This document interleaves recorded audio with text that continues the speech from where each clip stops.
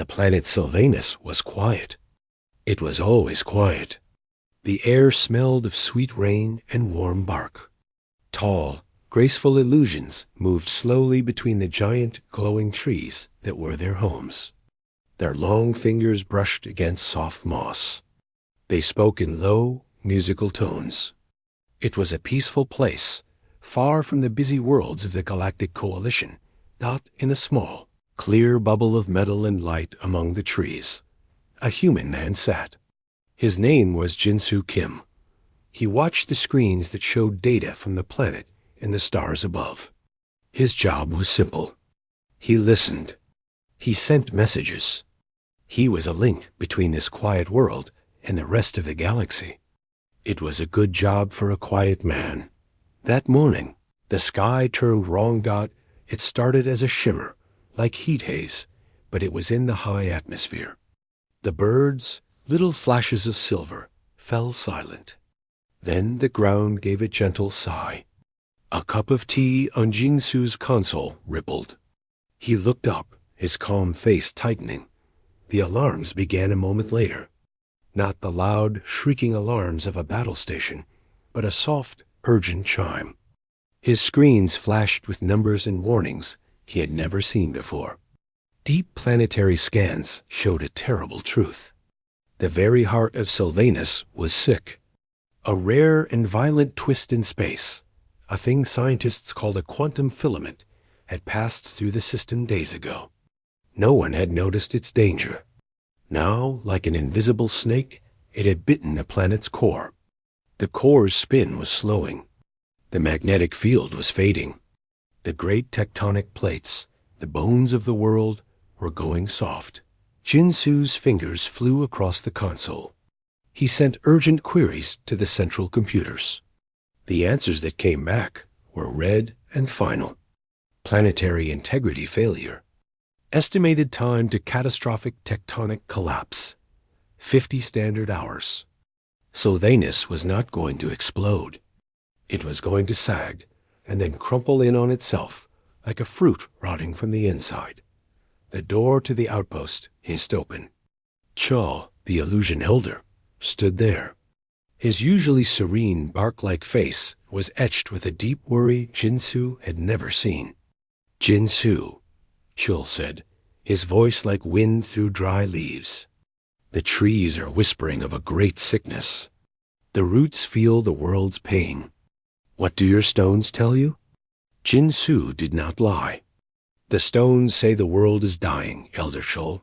The foundation is breaking. We have maybe 2 days. Chul closed his large, dark eyes for a long moment. When he opened them, there was a sad acceptance. We have no ships that can carry us all. Our technology is for life, not escape. This is our home. We will meet its end with it. A fire lit in Jinsu's stomach. It was a quiet fire, but hot.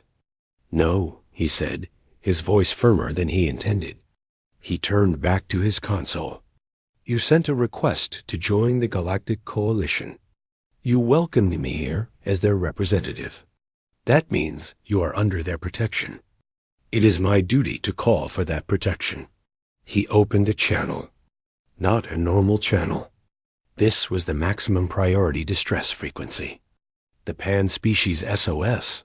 He input the codes, his hands steady. He described the situation in clear, simple galactic standard. Sylvanus, illusion homeworld, suffering imminent core destabilization.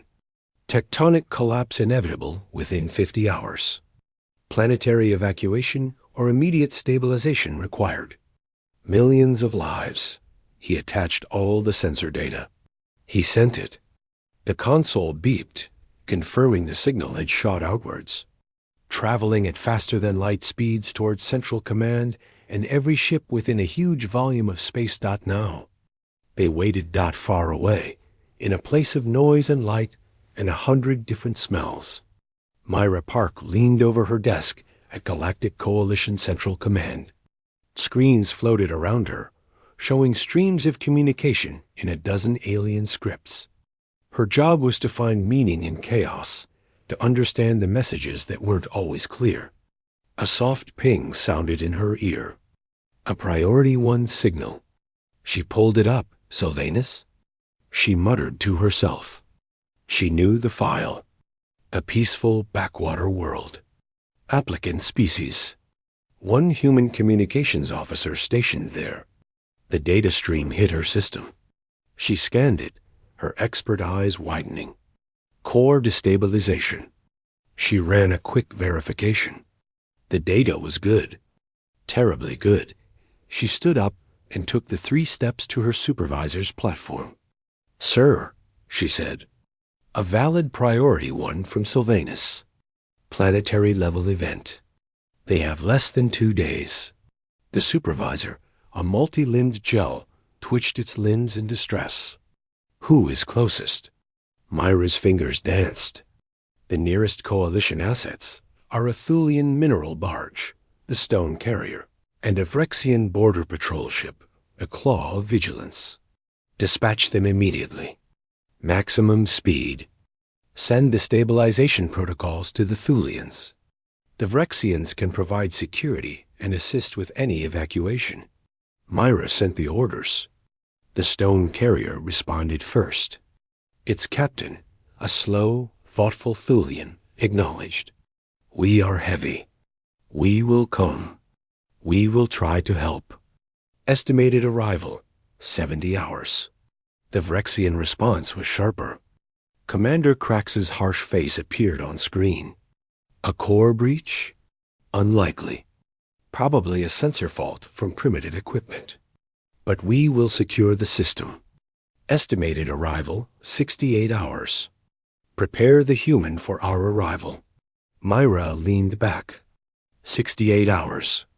The planet had 50. The math was terrible and simple. She sent a tight beam message back to Sylvanus. "Jinsu Kim, assistance is dispatched. ETA 68 to 70 hours. Hold position. Provide regular updates." She added, because she was human too, and the words felt hollow even as she typed them. "Remain strong." Back on Sylvanus, Jinsu received the message. He read it aloud to Chul, who stood silently beside him. The Illusion Elder nodded slowly. "They will be too late," Chul said. It wasn't an accusation. It was just the weather report. "I know," Jinsu replied. He walked outside the outpost with Chul. The illusions were not panicking. They were gathering. They were singing soft, slow songs to their trees. They were touching the trunks, feeling the coming death. Children watched with wide, dark eyes. Jinsu felt a crushing weight. He had done his duty. He had sent the signal. But duty felt like a thin blanket in a blizzard. He helped where he could. He used the outpost's limited fabricators to make extra shelters, though he knew they would be little comfort when the ground opened up. He tried to think of a plan, a miracle. There was none. The science was absolute. The hours ticked down. 40 left. The quakes started. Small at first, just tremors. Then stronger. A mighty tree, centuries old, groaned and cracked, falling in a slow, heartbreaking arc. The illusion's song grew louder, a mournful counterpoint to the planet's groans. Jinsu sat at his console in the empty outpost. He watched the long-range sensor feed. It showed empty space. The Stone Carrier and the Claw of Vigilance were still just icons on a map, crawling across the distance. He was watching a clock count down to 0 then. At the 48-hour mark, a new icon blipped into existence on the very edge of the sensor range. It was not coming from the direction of the Coalition ships. It had appeared from a jump point, considered reckless and unstable. It was small, a single ship. Its transponder code flickered and identified itself. Unyielding resolve. Human registry. But it was not a Coalition design. Jinsu pulled up the profile. No match. The signal was raw, powerful, and messy. This ship hadn't been dispatched by Central Command. It had heard the emergency signal itself, the raw, screaming SOS he had sent into the dark. And it had come. Jinsu stared at the screen, a tiny, impossible spark of hope fighting the dread in his chest. Who were they? And what did they think they could possibly do?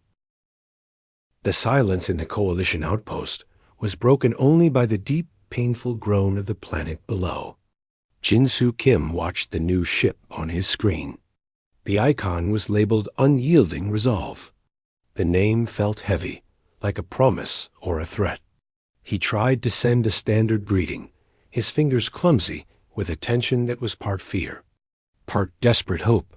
Unidentified vessel, Unyielding Resolve. This is Communications Officer Jinsu Kim of the Galactic Coalition Outpost on Sylvanus. Please state your intention. Static hissed back. No response. He saw the ship was not heading for a standard orbital path. It was moving fast and low, aiming for the planet's southern pole. The region where his sensors showed the core instability was most severe dot at Central Command. The mood had shifted from grim waiting to confusion. Myra Park saw the new contact appear on the galactic tracking map. A human ship, but its signature was all wrong. Coalition vessels had smooth, efficient energy curves. This thing's signature was jagged, like a broken line on a heart monitor. It pulsed with raw power output that seemed wasteful, almost violent. Where did that come from? Her supervisor buzzed. It's not on the dispatch log. It's not one of ours, Mira said, pulling the sparse data. Independent registry. It must have intercepted the open distress call. Hail it. Order it to stand by and await the claw of vigilance. We cannot have a civilian causing a panic. Mira sent the command. Again, no response. The Unyielding Resolve acted as if the Galaxy Coalition did not exist. It entered the atmosphere of Sylvanus, its hull glowing a fierce orange against the green and blue of the planet. On the surface, Jinsu finally got a signal. The voice that came through was a man's, flat and worn, like stone smoothed by a harsh river.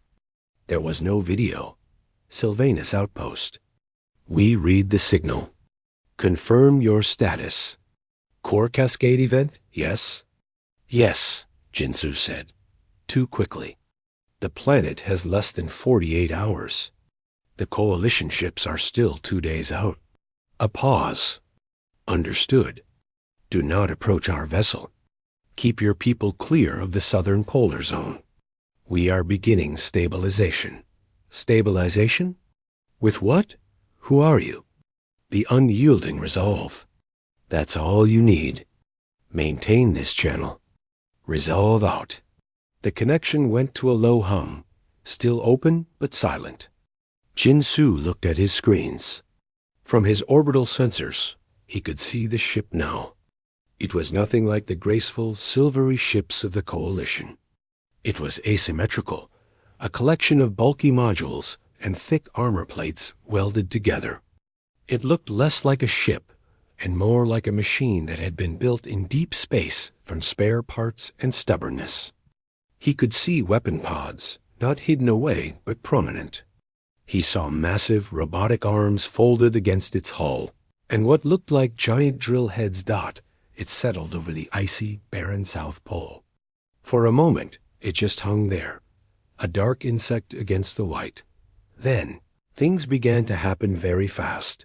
From its belly, 6 massive projectiles shot downwards, trailing fire. They were not bombs. They were spear-like, as long as a building. They slammed into the ice and rock, drilling deep with a vibration. Jinsu felt through the floor of his outpost, hundreds of miles away. The sensors screamed seismic activity spiking. The illusions outside cried out, a sound of pure terror. What are you doing? Jinsu shouted into the comm. Geospikes, the voice came back, calmer now. It was a younger voice, a woman's. Anchor points. I am Engineer Sua. Please calm your people. This will be loud. Before Jinsu could ask what this was, The unyielding resolve fired its main engine, but not to move. A focused beam of star-hot plasma, usually used for pushing through asteroid fields, lanced down from the ship. It did not hit the spikes. It hit the ground between them, carving into the planet's crust like a knife into skin. The ice exploded into superheated steam. Rock turned to molten lava dot from Central Command. It looked like a nightmare. The long-range visual feed showed a tiny ship burning the planet it was supposed to save. "They've gone mad." The gel supervisor shrieked, its limbs quivering. "They are accelerating the collapse." Commander cracks. "Do you see this?" The Vrexian commander's face filled a screen, his scales puffed in anger. "We see it, Central. This is butchery. A desecration. They are killing the planet faster. My orders were to protect the illusions. I interpret that to mean protecting them from this. Do not engage," Mira said, but her voice was lost in the chaos. "The data, the seismic readings are changing." No one listened. They were all watching the screen, watching a human ship perform what looked like a brutal, public execution of a world. On Sylvanus, Jinsu was watching different data. The massive, terrible spike in seismic activity from the drilling and the plasma cut was fading, not disappearing, but being channeled. The awful vibrations were being pulled towards the polar zone, away from the populated forests. It was like lancing a poison-filled wound.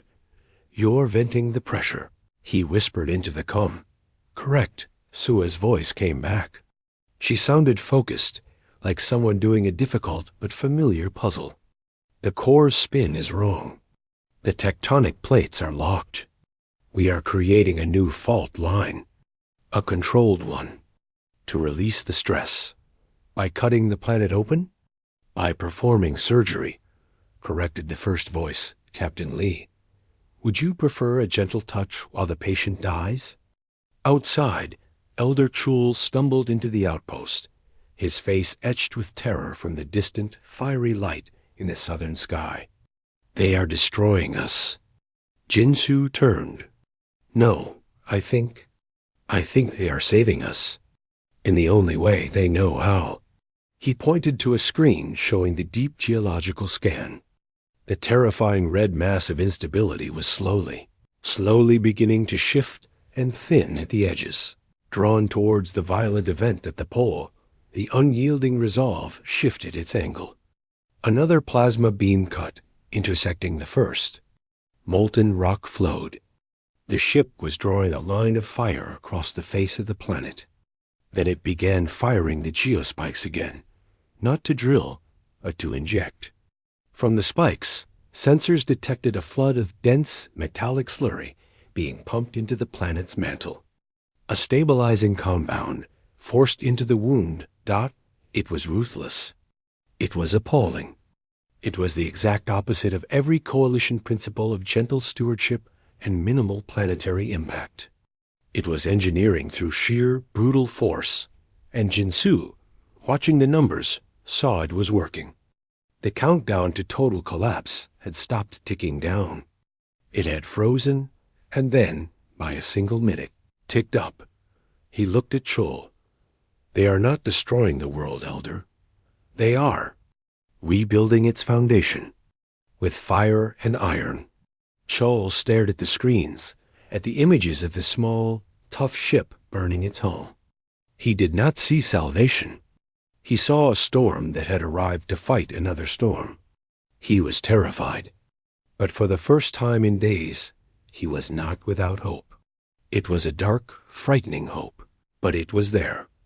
The open channel crackled again with Captain Lee's voice, not just to Jinsu, but broadcasting on a wide band. "Stabilization Phase 1 complete. Preparing for Phase 2. Coalition vessels, you are advised to maintain distance. This operation is volatile." In the silence of his outpost, Jinsu understood. The message wasn't for the illusions. It was a warning to the galaxy. Stay back. We are doing something dangerous, and we will not stop. The image of the unyielding resolve burning a line across the face of Sylvanus was on every screen at Central Command. The chamber was filled with a chorus of clicks, hisses, and growls of outrage. To them, it was an atrocity in progress. Mira Park tried to be the calm one. She focused on the data stream from Jinsu's outpost, which was separate from the terrifying visual. The seismic graphs were chaotic, but a pattern was emerging. The massive, sudden spikes of energy were not random. They were focused, and after each spike, the overall background level of planetary stress dropped. It was counterintuitive, like hitting a broken machine to make it work. "Sir," she said, turning to her supervisor, "the geological telemetry is strange. The human ship's actions are having a measurable effect. The collapse timeline is being extended." The gel supervisor waved a limb dismissively. "They are shattering the planet faster in one place to slow it elsewhere. It is barbaric. They will leave a dead, molten rock if they succeed. This is not stabilization. This is butchery with better tools." On the main viewer, the harsh face of Commander Krax appeared. The Vrexian's eyes were narrow slits. "Central Command. The human vessel has ignored all hails.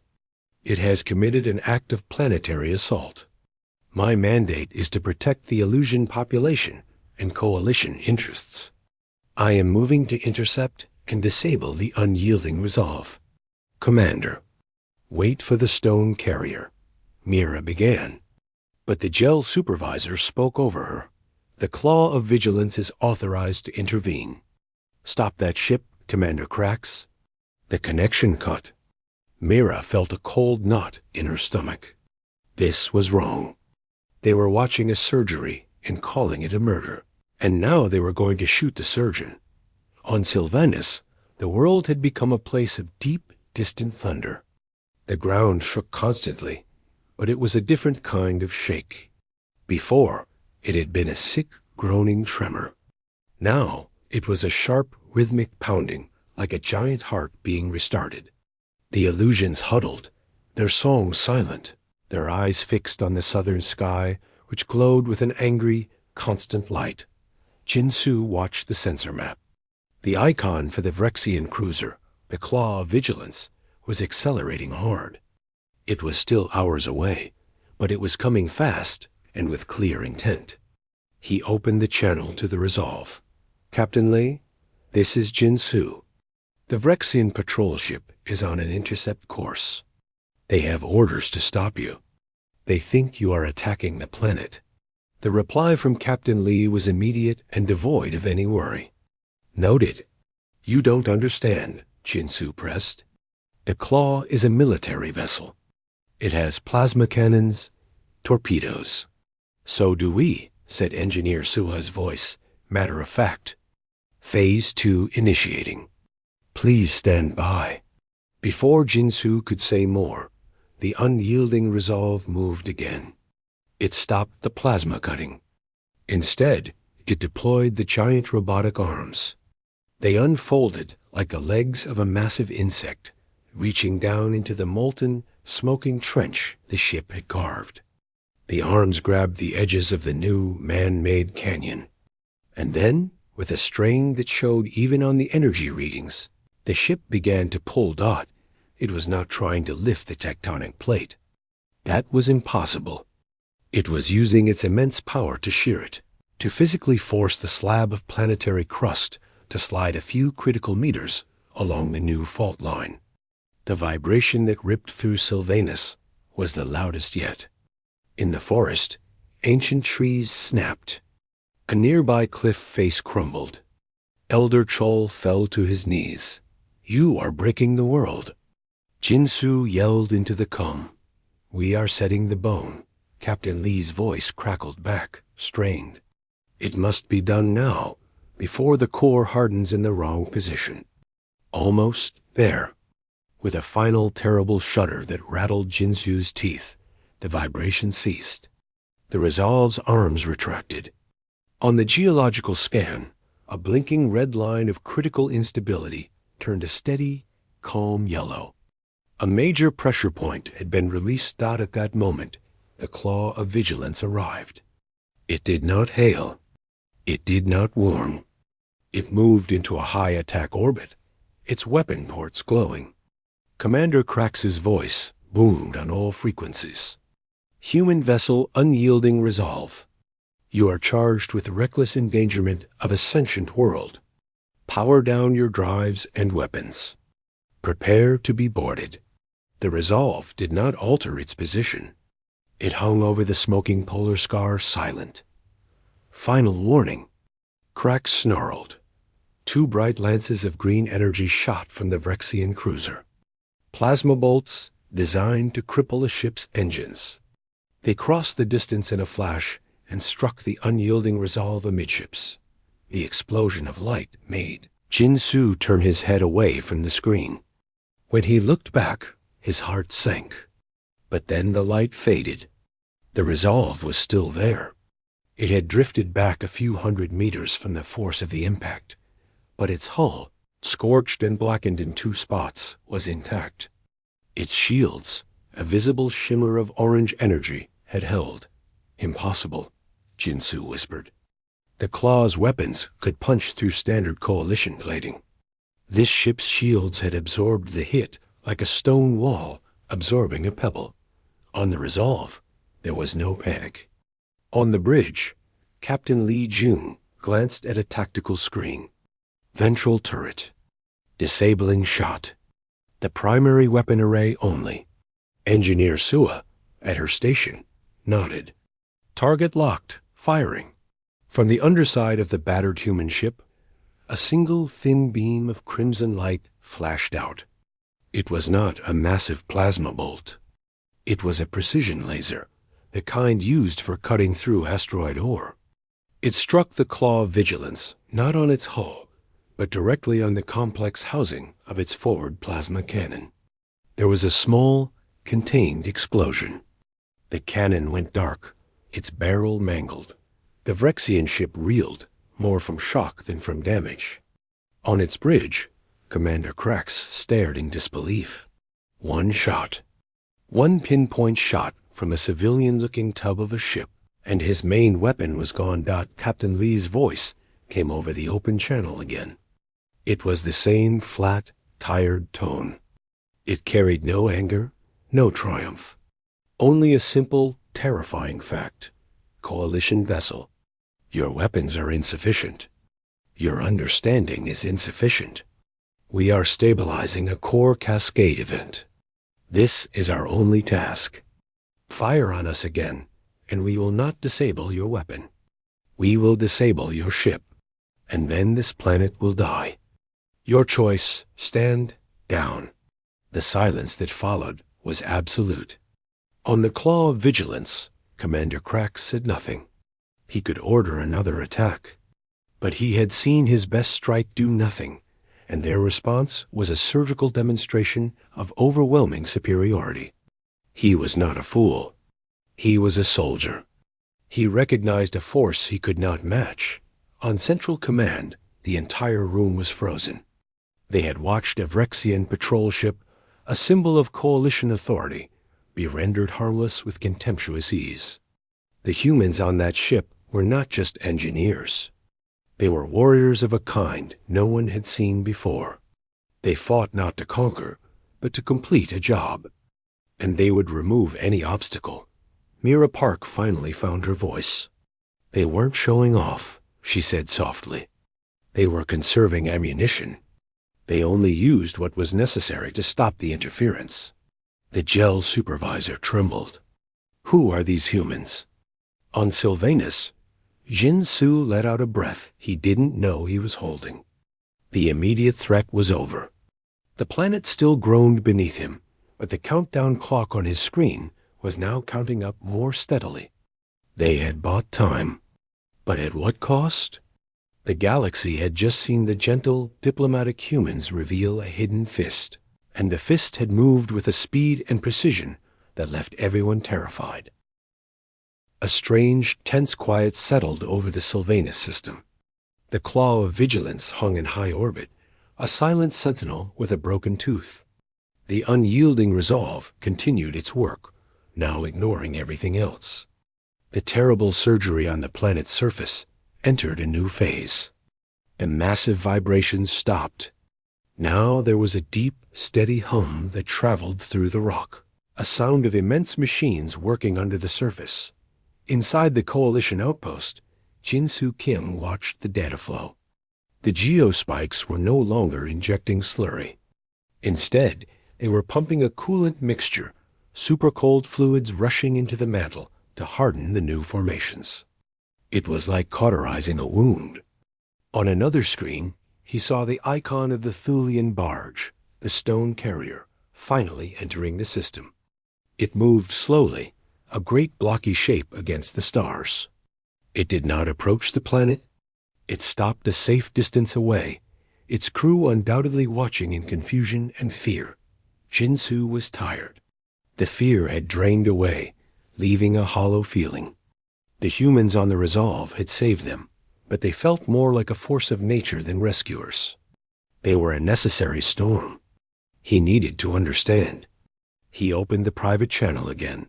"Captain Lee, this is Jin-Soo." There was a pause, then the familiar worn voice. "Go ahead. The planet is stabilizing. Your methods worked. But why? The Coalition ships were coming. They would have tried." Another pause, longer this time. Jin-Soo could almost hear the man thinking.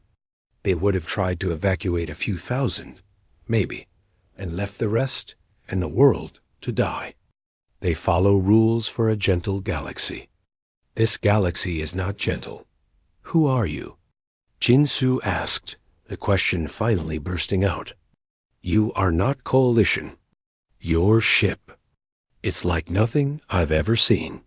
This time, the answer did not come from Captain Lee. A different channel opened, showing a face on Jin-Soo's screen. It was a man in his late 50s, with short-cropped gray hair and eyes that held no warmth, but also no cruelty. Just a profound tiredness. He sat on a simple, functional bridge. Behind him, Jin-Soo could see engineer Sua working at a console, her face lit by screens. "I am Lee Jun," the man said, "captain of the unyielding Resolve. We are independent, unaffiliated. Independent from what? From humanity?" Lee Jun almost smiled, a small, tight movement of his lips. "From the part of humanity that joined the Galactic Coalition. We come from the Rimward colonies, past the border of Coalition maps. Our grandparents left Earth generations ago, looking for space, for freedom. They found hardship, black holes that wander, stars that scream, planets that crack like eggs." He leaned forward slightly. "Your Coalition humans built diplomats and libraries. Good, we needed that. But out where we live, we built shields that can take a micrometeor storm. We built engines that can outrun a solar flare. We learned to restart a planet's heart because we had to, 3 times, or watch our children suffocate." Jin-Soo listened, his mind reeling. He knew of the Rimward colonies only as vague dots on old charts, assumed to be simple farming or mining outposts. "The distress signal," Captain Lee continued. "It was a core cascade pattern. We know it. We've seen it. To us, it is a medical alert, the most urgent kind. When we hear it, we come. Not because we are heroes, because we are the only ones who can." "But the violence of it," Jin-Soo said. "The cutting, the drilling.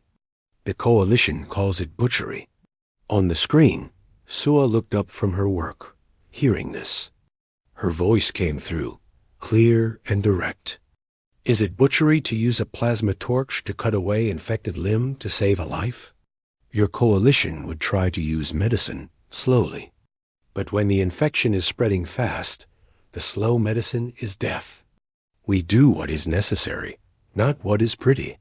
Lee Jun nodded. "You sent a signal saying a world was dying. The Coalition sent condolences and a slow boat. We sent a surgeon with a plasma saw. Our first duty is to our own people, to make sure never again for them. This, he gestured vaguely, indicating Sylvanus, is how we ensure that. By practicing. By getting better. So when our own worlds scream, we are ready. The simple truth of it landed on Jinsu with immense weight. This wasn't about diplomacy or galactic law. It was about survival, home to a razor's edge. These humans saw the universe as a series of emergencies, and they had built their entire culture around being the emergency response.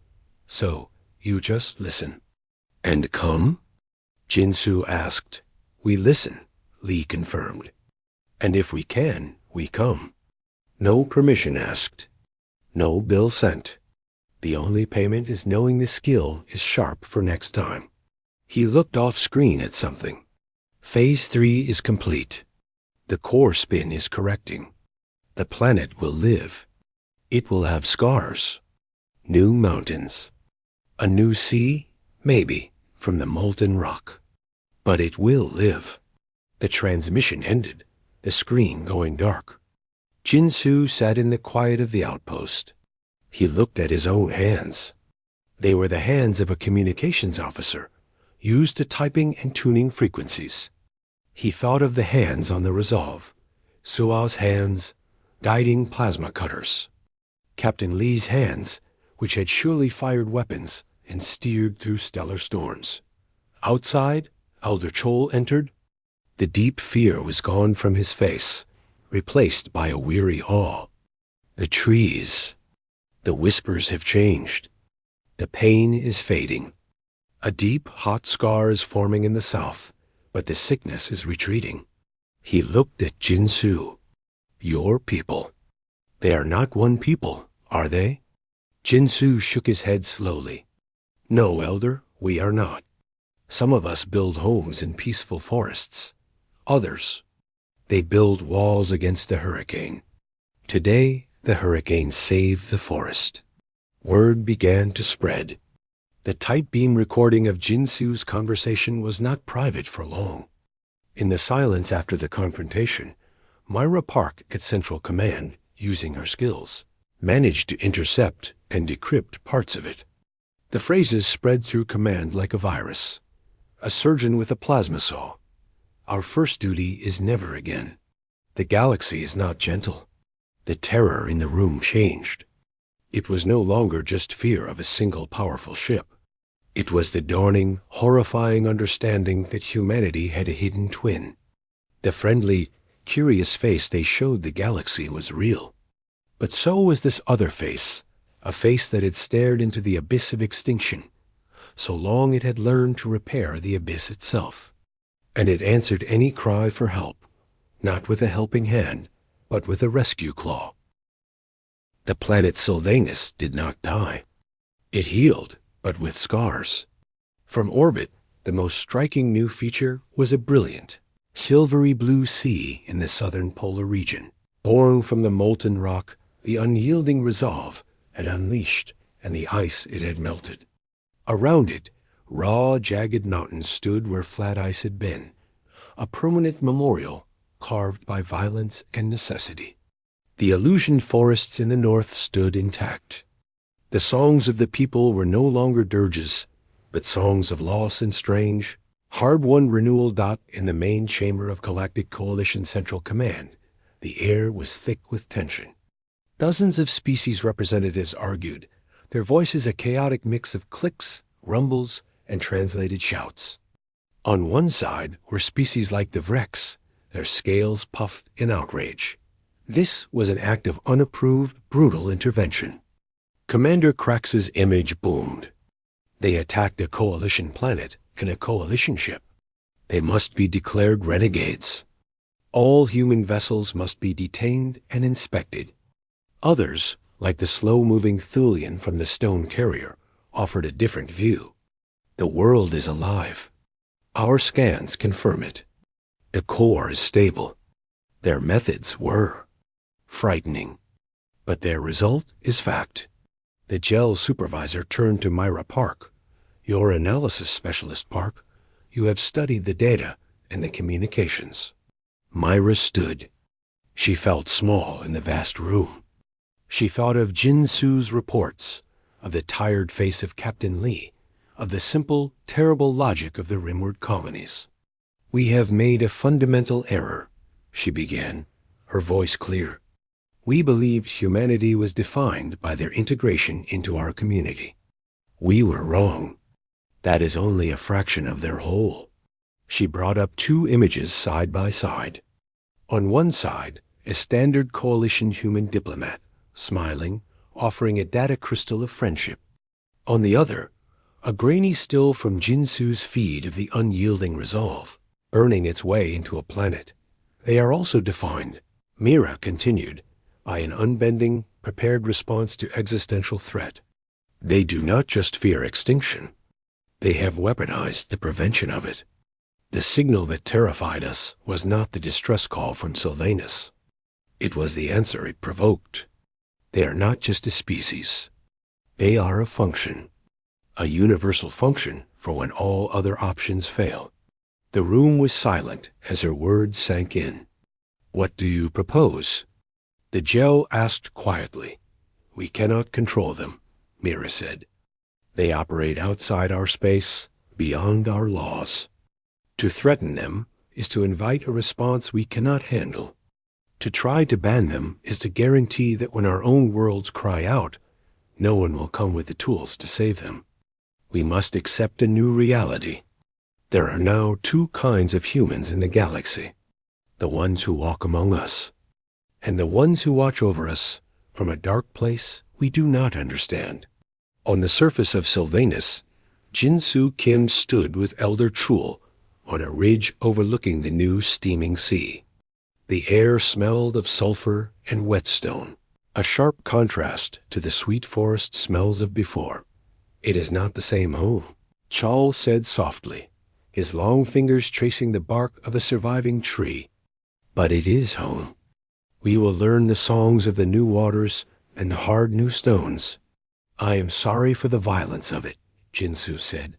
Chul turned his large, dark eyes to him. "Do not be. A gentle rain would not have stopped the fire in our world's heart. It took a hurricane. You called, and the hurricane came. We are alive to be terrified by it. That is a gift." A shadow passed over them, blocking the sun for a moment. They looked up. The unyielding resolve was ascending, moving slowly through the atmosphere. It was even more battered now, its hull streaked with soot and rock residue. It looked less like a ship and more like a tool that had been used for a brutal, vital job. That it did not hail them. It did not ask for thanks. It simply rose, higher and higher, until it was a dark speck against the sky. Then, with a flash of light that bent the stars around it, it made its jump into the void. It was gone. On Jinsu's personal datapad, a single line of text appeared on the old emergency channel. It was not addressed to anyone. It was simply a statement. Signal received. Situation stabilized. Unyielding resolve standing by. Far away, in the dark, cold places between the bright stars of the coalition, there were other lights.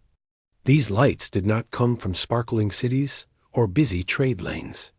They came from lonely outposts on airless moons, from deep space refinery stations clinging to asteroid belts, from colony ships forever sailing the silent seas.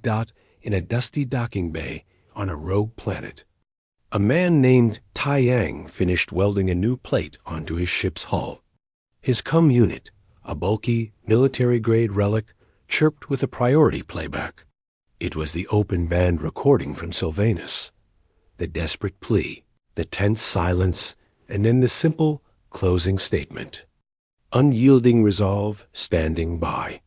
He allowed himself a small, grim nod and went back to welding. His ship needed to be ready, on a bridge of a vessel that looked like a collection of sharp angles and sensor dishes. A woman named Hana monitored 1,000 frequencies. Her screen was a tapestry of silent distress calls, old disaster reports, and stellar anomaly alerts. She was looking for the pattern, the specific curve of a core cascade, the telltale signature of a quantum filament rupture. She was listening for the next cry dot in a dim room on a station that spun slowly at the edge of a dying star. A young engineer named Gay reviewed the schematics for a planetary geospike, making notes for improvement.